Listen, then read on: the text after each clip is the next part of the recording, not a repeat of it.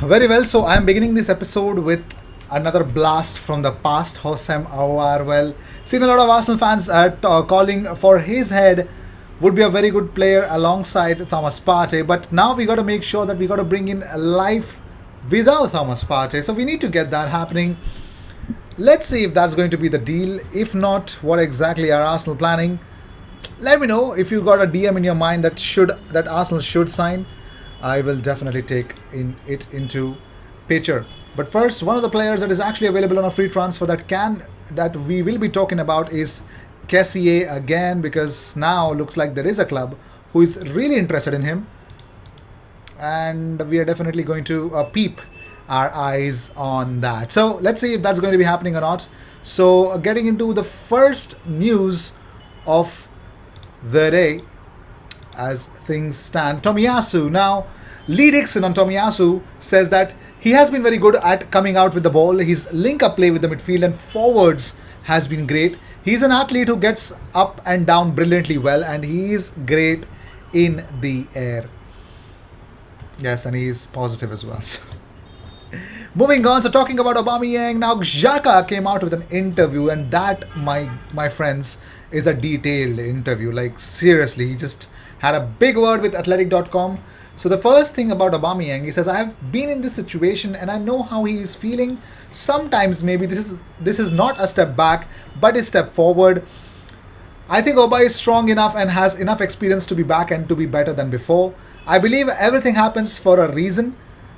Uh, it doesn't have to be something to bring you down. You have to think positive and believe you can turn it around. I believe he can." Well, if anyone who can say that, it's definitely Xhaka. Well, Xhaka says that when I came to the Premier League, everybody said you can go tackling very hard, and I love it.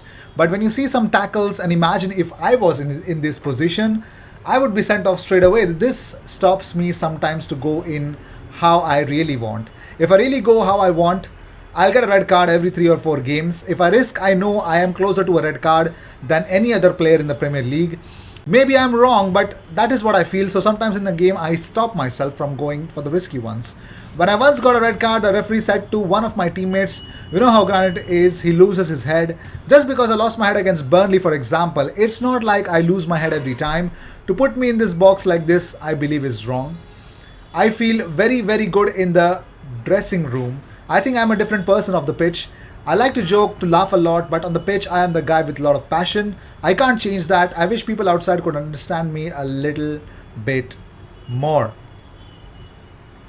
And talking about the Arsenal fans, Xhaka says, "I'll make mistakes because everyone does. We are not perfect, but I will give 100% in every training session and every game. This is my message to the fans. I feel much more loved than 1 or 2 years ago, but it's a slow process we have to do with each other." And talking about the whole incident, the captain's armband and him throwing off the jersey, Xhaka said, "In the end, I took it very positively, and if in the future I speak about it with my kids, I know I'll be able to smile because it was a key to make me a stronger person and also stronger connected to the football club." Well, yeah, what a turnaround that was. And talking about Thomas Partey, Xhaka says, and I'm definitely going to say this, that he's literally let this one out. He says, "He cost a lot and people see only the price. I told him he has to take the pressure from himself because he has the qualities to play in every team. He's thinking he has to show everyone why he cost 50 million euros. He's starting to understand that and is doing much better. Every time he was in good shape, he was out with small injuries, and I hope he stays healthy. I love to play with him. He's a great midfielder and an amazing, amazing guy. He's a guy who wants to improve and is coming in asking you questions and is open to learn." And talking about Lacazette, he says, "At the moment, Laka is our captain, and I'm more than happy for him. He's a very important person for us on and off the pitch. He's a lovely boy. He has a lot of respect from other players, a lot of experience over the years. I believe you need a player like this. He's always here. He's never too late. A lot of discipline. He's a funny guy. He's very open, and you can speak with him whenever you want. I believe at the moment he's the right person to be our captain." Shots fired, Granit? But that, my friend, is like he's opening his heart out, and I can understand that. I really can. Fantastic, isn't it? Moving on, let's call it El Neni. Now, according to ilmesegaro.it, They say that Roma is still working on signing a midfielder in the market. The first target is Florian Grillitsch, but Hoffenheim is asking 5 to 6 million euros to give up of the remaining 6 months, which is a high number for Roma. And now they started working on the alternative plan is to get Mohamed Elneny. The club has already requested the information for Arsenal. So, not only Ainsley Maitland-Niles, looks like it is going to be a big Jose Mourinho raid on Arsenal. It looks like that. So, crazy times that we live in. And talking about it now, player party. No, we already spoke about that. So, Monday Night Football's predictions are here, ladies and gentlemen. So, Jamie Carragher said the champions Man City top 4, Chelsea, Liverpool, Manchester United. For him, the young talent is Emil Smith-Rowe, and for Gary Neville, he says the underachievers are Arsenal. That's what he says. Apart from that, nothing else comes from his mouth that is actually, praising Arsenal or even a constructive criticism for Arsenal. Apart from the fact that he just opened up about, certain things which you may not want to see. All right. Cool.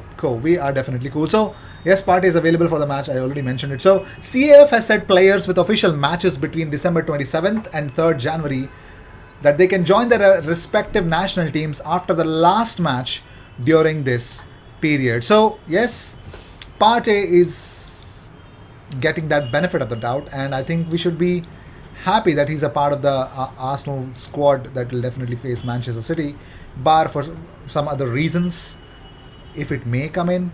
But yes, let's talk about Franck Kessié for the moment. So, Tottenham lead Arsenal, Manchester United in the race for Franck Kessié. So, Tottenham Hotspur are reportedly hoping to jump ahead of Arsenal target Franck Kessié. And according to Express, Tottenham Hotspur are preparing to make an early contract offer to secure the signing of Franck Kessié on a free transfer. Ivorian is attracting plenty of interest after rejecting a new deal from the Serie A heavyweights. Now, he has some expectation from his salary. Milan had a capping of 5 million. So Tottenham really have to shell out here. They really have to, and yes. And how about Houssem Aouar? Would you take Houssem Aouar? Now, of course, you'd say, IG, this transfer window, why are you again talking about Houssem Aouar? But hey, he's not signed a new deal with Lyon yet. Second thing, you're looking at someone who definitely has a good passing capabilities and who can definitely, if Xhaka is not fit or something happens to Xhaka in the future if he's sold, would Houssem Aouar with his passing ability can add value in that Arsenal 11. Now, of course, we've got Martin Odegaard who comes deeper and helps out Xhaka and Partey, who really, shake up their roles during the games. But would you think Houssem Aouar is one of the players that we need to look at also? Let me know what you guys think about it. Well, you can't just sleep on Houssem Aouar. Definitely, things are there. So, let's see. I'll see you in the next one. Until then, cheers, and don't forget to subscribe. If you like this episode, mention in the comments and let me know what you guys think about Houssem Aouar to Arsenal, Franck Kessié to Arsenal, and of course, the question that's already mentioned in the video, that who is your Arsenal player of the month for December? For me, I think Odegaard is definitely checking a lots of boxes. Or Emil Smith-Rowe. Oh my god. I'll see you in the next one. Until then, cheers.